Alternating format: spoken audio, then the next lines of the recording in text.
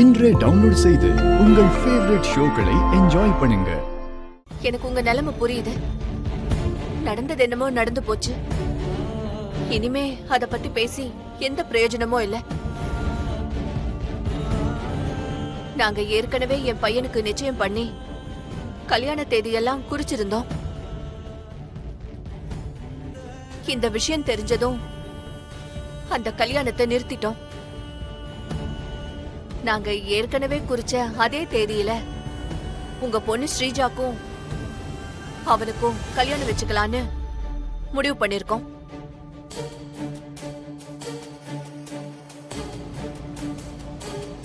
தட்டை மாத்திக்கலான்னு தான் உங்களை வர சொல்லிருக்கோம். நீங்க என்ன சொல்றீங்க? இந்த ஆளு என்ன யோசிக்கிறான்? என்ன யோசிக்கிறான்? யோ சரின்னு சொல்லியோ. சொல்லு. யோ என்னையா நீ சரின்னு சொல்லியா? இந்த மாதிரி ஒரு சம்பந்தம் கிடைக்க நான் எவ்வளவு கஷ்டப்பட்டேன். நீனே இப்படி யோசிக்கிற?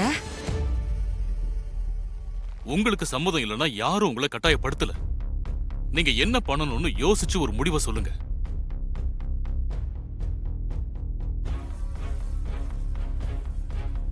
ஆமாங்க, உங்க பொண்ணை வீட்டுக்கு கூட்டிட்டு போய் நல்லா யோசிச்சு முடிவெடுங்க. உடனே ஒத்துக்க வேண்டான்னு பார்த்தா இவங்க வேற மாதிரி கொண்டு போயிருவாங்க போல இருக்கே. இதுக்கு மேல இதுல நாங்க என்னங்க முடிவு பண்ண வேண்டியது இருக்கே? நடந்த தப்ப சரி செஞ்சுதான் ஆகணும். நல்ல வேலை. இவ கல்யாணத்தை அவங்க அப்பா எப்படி எல்லாம் பண்ண நினைச்சிருந்தாரோ இவ இப்படி கொண்டு வந்து நிறுத்திட்டாலும் தான் நான் யோசிச்சேன். புரியுதுங்க. திரும்ப இதையே பேசாம அடுத்து நடக்க வேண்டியதை பாப்போம். சரிங்க, இனி நடந்ததெல்லாம் மாத்தவா முடியும்?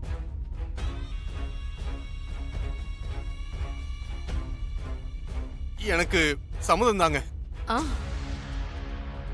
நீங்க சொல்ற மாதிரியே பண்ணிடலாங்க. நாங்க கல்யாணத்துக்கு ஒத்துக்கிறோங்க. அப்பா ஓவர் ஆக்டிங். அத்தை, நான் சொல்றேன்னு தப்பா எடுத்துக்க மாட்டீங்களே? சொல்லுமா. இல்ல, இசை நல்ல மனசோட ஒத்துக்கிட்டதுனாலதான் இப்ப எனக்கு இந்த கல்யாணம் நடக்க போகுது. இசை கையில விஷால் போட்ட நிச்சயதார்த்த மோதிரம் இருக்கு.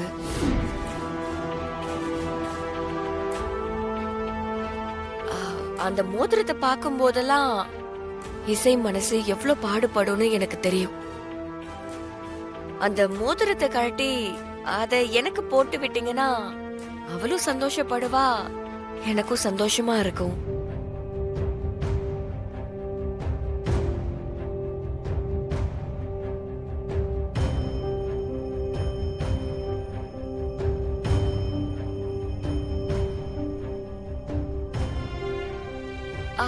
அத்தை, நான் அவளோட நன்மைக்காக தான் சொல்றேன். ஒரு பொண்ணா அவ மனசை என்னால புரிஞ்சுக்க முடியும். நீ சொல்றதும் சரிதாம்மா. இசை,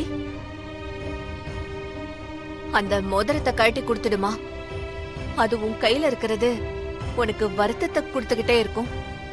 அதனாலதான் சொல்றேன்.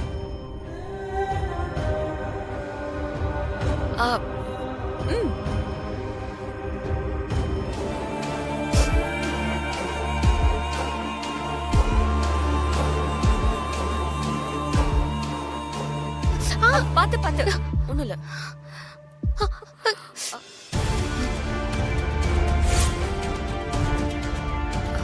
அத்தை, ரொம்ப டைட்டா இருக்கு.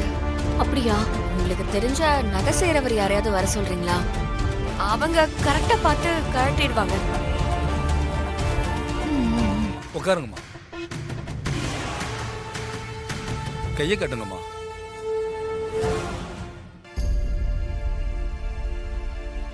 நல்லா காட்டுங்க.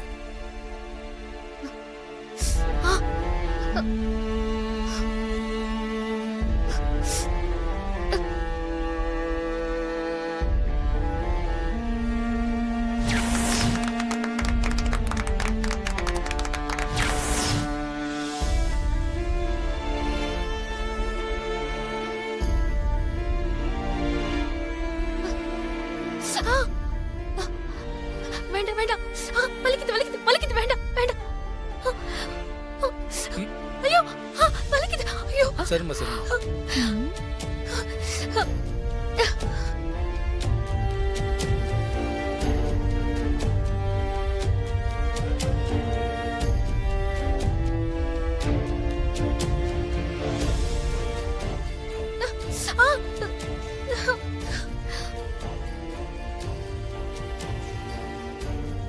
ஐயோ அண்ணா வலிக்குதுண்ணே. வலிக்குது வலிக்குது. ஐயோ. சரி சரி, ஒண்ணும் இல்லை, இருங்க.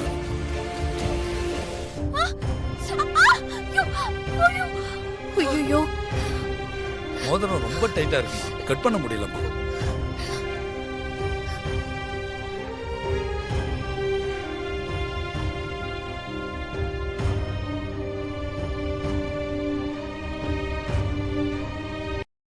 அம்மா, மோதிரம் உங்க கையில நிரந்தரமா இருக்கிற மாதிரி லாக் ஆயிருக்குமா. இதுக்கு அப்புறமும் கழட்டணும்னா மோதிரத்தை கட் பண்ணி தாம்மா எடுக்கணும். ஆனா விரலுக்கு லைட்டா பாதிப்பு வரும். ஐயோ, வேண்டாங்க. போட்ட மோதிரம் அப்படியே இருக்கட்டும். நான் வேணா நிச்சய மண்டபத்துல வச்சு விஷாலா உன் கையில மோதிரம் போட சொல்றேன். உங்களுக்கு ஓகே தானங்க? இல்லம்மா, இதுல எங்களுக்கு ஒண்ணும் பிரச்சனை இல்லம்மா. சரி, ஒரு 2 நாள் நீங்க இங்க தங்க முடியுமா? அதுக்கப்புறம் நீங்க கிளம்பலாம். சரிங்கம்மா, எனக்கு நிறைய வேலை இருக்குதான் செய்யுது.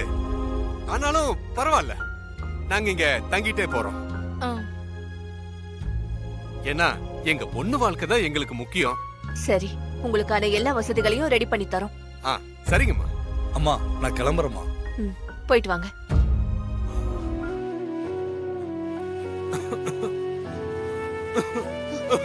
விஷால் விஷால் விஷால், ஐயோ விஷால், என்னாச்சு உங்களுக்கு? விஷால் விஷால், ஒரு நிமிஷம். ஐயோ விஷால், என்ன விஷால், உங்களுக்கு இவ்ளோ ஃபீவரா இருக்கு? Sorry sorry sorry. சாரியா? விஷால், எதுக்கு விஷால் சாரி? நாம என்னமோ நினைச்சோம், ஆனா இப்போ என்னென்னமோ நடந்துருச்சு. ஐயோ விஷால், ப்ளீஸ் தேவையில்லாம மனசை போட்டு குழப்பிக்காதீங்க. ஆனா எல்லாரோட நம்பிக்கையையும் தான் நான் கெடுத்துட்டேனே. அம்மாவோட மனசை கஷ்டப்படுத்த கூடாதுன்னு நினைச்சேன். ஆனா எல்லாம் கை மீறி போச்சு. ஐயோ, அம்மா ஏதோ கோவத்துல அப்படி பேசிருப்பாங்க. நீங்க இதுக்காக வருத்தம் எதுவும் படாதீங்க. அதுக்கப்புறம் உங்களுக்கு ஃபீவர் இன்னும் அதிகமாயிடும். ப்ளீஸ். Sorry sorry sir. ஐயோ விஷால், தயவு செஞ்சு இப்ப இப்படி எல்லாம் பேச வேணாம். நான் உங்களை நம்புறேன் விஷால்.